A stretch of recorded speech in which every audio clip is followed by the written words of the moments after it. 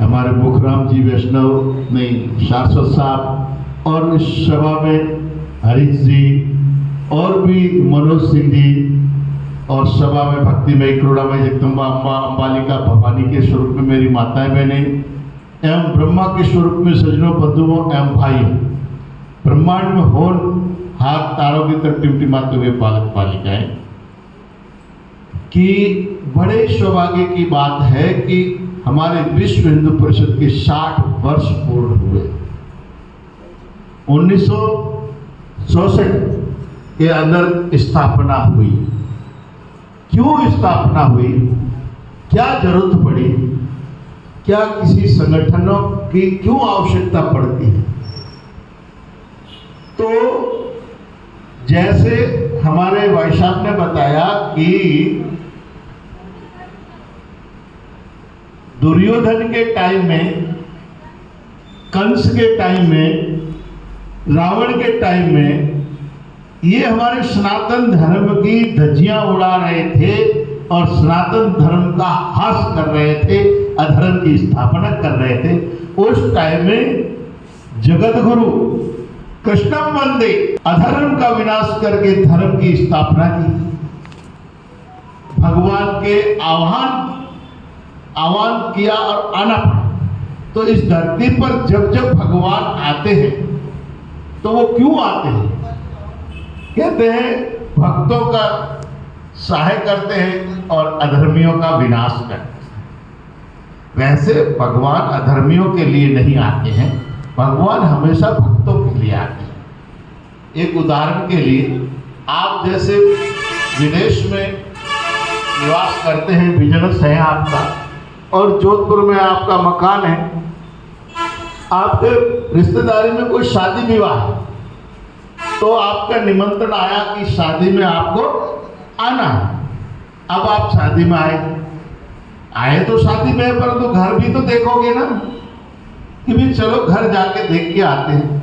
तो घर कई दिनों से बंद है, तो उस बंद में तो जाले बिच्छू कुलात्रे वगैरह सब होंगे ना, तो वहाँ आप झाड़ू उठाएंगे और पूरे को झाड़ मार के सब बाहर कर देंगे। तो अब बताओ, आप विदेश से जब आए तो क्या वो कीड़े मकोड़े कुलात्रे को मारने के लिए आए थे या शादी में आए थे? यानी आप जो शुभ कार्य, शादी का कार्य थे, उसके निमित्त आए थे, यानी अपने स्वजनों के लिए आए थे। परंतु बीच में वो कचरा आया तो वह भी सफाई हो जाती। ऐसे ही भगवान श्री कृष्ण जो इस धरती पर आए, उन्होंने अर्जुन जैसे दुविधा में पड़े हुए व्यक्ति की सहायता करने के लिए आए, रक्षा करने के लिए आए, धर्म की स्थापना करने के लिए आए। ठीक इसी तरह 1964 में जो विश्व हिंदू परिषद की स्थापना हुई, ऐसे ही इस विश्व में, इस धरती पर भारतवर्ष में जो गंदगी फैल गई है, उस गंदगी को साफ करने के लिए ये विश्व हिंदू परिषद संगठन प्रकट हुआ। हमारे संतों ने उसकी स्थापना इसीलिए की कि अधर्म आतंकशाही जो इस धर्म को हास कर रहे हैं, प्रयास कर रहे हैं, विनाश कर रहे हैं, उनको डंडे की जोर से ठीक करने के लिए आरएसएस से ही ये निकला विश्व हिंदू परिषद। क्योंकि आरएसएस शांतिवादी है, वो शांति का संदेश देते, परंतु विश्व हिंदू परिषद के साथ में फिर बजरंग दल को भी प्रकट होना पड़ा। क्यों? बजरंग की मुट्ठी जब तक नहीं बंधेगी, बजरंग की मुट्ठी जब तक दुष्टों को नहीं संहार करेगी, तब तक वो सुधरेगा नहीं। क्योंकि साम दाम दंड भेद हमारे यहाँ ये नीतियां, क्योंकि दुष्टों के आगे जाके प्रार्थना करोगे तो कभी नहीं मानेगा, ज्ञानी के जाकर प्रार्थना करोगे तो मानेगा, पर मूर्ख से आपको बात करोगे तो मूर्ख से बात नहीं। मूर्ख के लिए तो थाप या लात ही काम करती है, तो वह हमारे बजरंग दल की लात काम करती है, वह मुट्ठी काम करती है सुधारने के लिए। आज हमारे भारतवर्ष के अंदर बजरंग दल को नाम सुनते ही कांपता है दुश्मन, विश्व हिंदू परिषद का नाम सुनते ही कांपते। क्यों? क्योंकि ये वो दल है जो तुरंत सफाई करता है, तुरंत ट्रीटमेंट करता है, तुरंत ऑपरेशन करता है। तो ऐसे जो जहाजी हैं जो अत्याचारी है, धर्मांतरण वाले हैं, गो हत्यारे हैं, वो बजरंग दल का नाम सुनते ही कांप जाते हैं। और बजरंग दल को वही सजा देता है जो वास्तविकता में देनी चाहिए। इसीलिए यही बजरंग दल की विशेषता है। और आज इस देश के अंदर बजरंग दल की अति आवश्यकता है कि इस देश के अंदर ओवैसी जैसे आतंकवादी पैदा हो गए। ओवैसी जैसे व्यक्ति इस सनातन धर्म के लिए पीछे पड़ा हाथ धोकर कहता है आप कोठी बंगले बना तो रहे हो, परंतु आने वाले समय में ये सब हमारे बच्चों के काम आएंगे। तो ऐसा बोलने वाले तो हमारे में एक कमी है, उस कमी को हमें अवश्य दूर करनी चाहिए। हो सकता है हमारे पूर्वजों से समय के अनुसार उनको जरूरत थी और उन्होंने ऐसा किया हो, या उनकी गलती हो, जिन्होंने हमारे दलित समाज को अपने से दूर किया, उनको दूर किया और कहा कि तुम नीच जाति के हो, ऊंच जाति के हो, फला जाति के हो, हमारे मटकी में पानी नहीं पीना, वहां नहीं पीना, वो नहीं करना। ये करने से दूर हो गए, ग्लानि पैदा हो गई। परंतु आज हमारे देश के देशवासियों के साथ जैसे हिंदू सनातनी बांग्लादेश के अंदर काटे जा रहे हैं, वहां पर ब्राह्मण क्षत्रिय वैश्य को नहीं काटा जा रहा है, वहां सिर्फ हिंदू कहने पर काटा जाता है। वहां हिंदू शब्द सुनते ही कत्ल किया जाता है, हिंदू शब्द सुनते ही माता बहनों के साथ में अत्याचार, दुराचार, रेप किए जाते हैं। तो सज्जनों, हमारे भारत के हिंदुओं को भी अब जग जाना चाहिए। इसीलिए जात पात के चक्कर में न पड़ो, जात पात चक्कर को विदाई दो। हिंदू हिंदू, भाई भाई, हिंदू हम सब एक है। जैसे मुस्लिम शब्द आते ही सारे मामले एक हो जाते हैं कि कौन पिट रहा है कि मुस्लिम, तो सारे चले गए टोपी टोपी इकट्ठी होकर। परंतु हमारे यहाँ कोई पिटता है तो कौन के ये जाट पिट रहा है, कौन है ये मेघवाल पिट रहा है, कौन है ये बढ़िया पिट रहा है, कौन है ये राजपूत पिट रहा है, ये दूसरे तमाशा देख रहे हैं। अरे भाई, ऐसे तुम खत्म हो जाओगे, सब चले जाओगे काल के गाल में, कोई नहीं बचा पाएगा। इसीलिए हमें राष्ट्र के लिए, देश के लिए, समाज के लिए, संस्कृति के लिए, सनातन के लिए इस जात पात को छोड़कर एक मंच पर एक विश्व हिंदू परिषद के ध्वज के नीचे हम आ जाएंगे तो उस ध्वज हमारी रक्षा करेगा।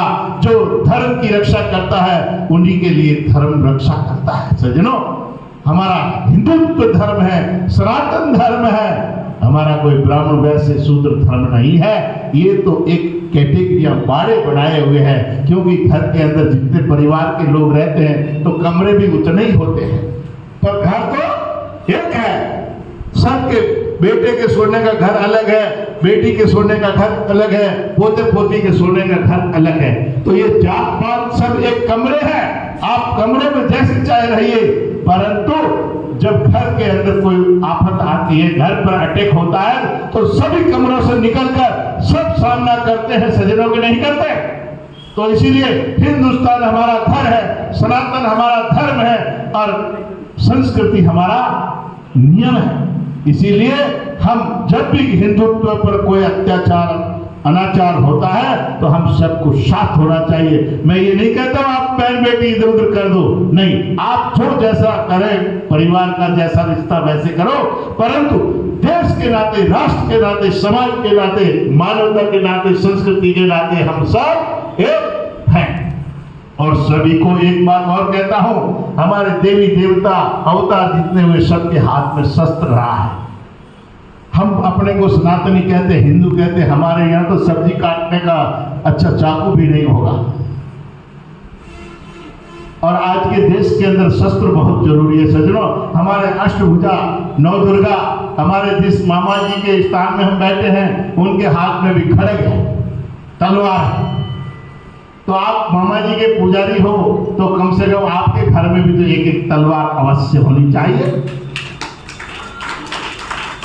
हम सनातनी है, देवी के पुजारी हैं, तो हमारे घर में भी तलवार अवश्य होनी चाहिए, त्रिशूल होना चाहिए। हमारा बजरंग दल त्रिशूल दीक्षा देता है और त्रिशूल दीक्षा सुनकर लोग कांप जाते हैं। अन्य जो हमारे धर्म विरोधी है उनका श्वास फूलता है। कि अगर ये बजरंग दल वाले, त्रिशूल वाले आ गए तो हमारा तो सत्यानाश हो जाएगा। तो इसीलिए हमें त्रिशूल दीक्षा अवश्य लेनी चाहिए। मैं तो अब कहता हूँ कि हमारे जहाँ जहाँ कार्यक्रम हो रहे इसमें त्रिशूल दीक्षा भी होनी चाहिए, शस्त्र दीक्षा भी होनी चाहिए। हमारे देश के अंदर ऐसा कोई घर नहीं रहना चाहिए जिसके घर में शस्त्र नहीं होना चाहिए। सबके यह शस्त्र अवश्य होना चाहिए, छोटा बड़ा आज के युग के भी होने चाहिए और मॉडर्न जमाने वाले भी होने चाहिए, आगे पूर्व जमाने वाले। इसीलिए हम किसी को मारने के लिए नहीं रखते हैं वो शस्त्र, हम केवल हमारे आत्मरक्षा के लिए चाहिए हमको। अगर कोई मारने आएगा, अरे कोई भैंसा मारने आएगा तो वह मंत्र काम नहीं करेंगे तुम्हारे वेद के। भैंसा मारने आएगा तो वहां तो डंडा ही चाहिएगा आपको। आप पंडित बन के बैठ जाओगे, मंत्र बोलने बैठ जाओगे तो वहां आपका धर्म नहीं बचेगा। ऐसे ही हमारे मंदिर को जब तोड़ा जा रहा था तो हमारे पंडित सब बोले भगवान रक्षा करेगा, भगवान रक्षा करेगा। 17 बार मोहम्मद गोरी लूट के ले गया मंदिर को। भगवान रक्षा उसकी करता जो रक्षा करना चाहता है।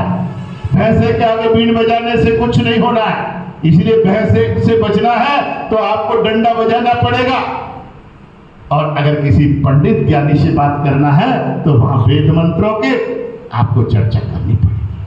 तो इसीलिए ये जिसे ओवैसी जैसे भैंसे को समझाने के लिए हमारे को शस्त्रों की जरूरत पड़ेगी और अन्यथा हम मारे जाएंगे। इसलिए हमें एक होना है, नेक होना है, अनेक नहीं रहना है। आज हमारे लगभग 80 वर्ष होने जा रहे देश आजाद हुए। 80 वर्षों में 60 वर्ष तो लगातार हमारी जो शासन रहा है, वो राजगद्दी पर जो रहा है वो हमेशा सनातन धर्म से विरोध रहा है। वो सनातन धर्म के विरोध में हमेशा रहा। परंतु 2014 से इस भारतवर्ष की भूमि पर जो सनातनी राजा बैठा है, जिसने हमारे सनातन धर्म की ध्वजा को राष्ट्र और विश्व के अंदर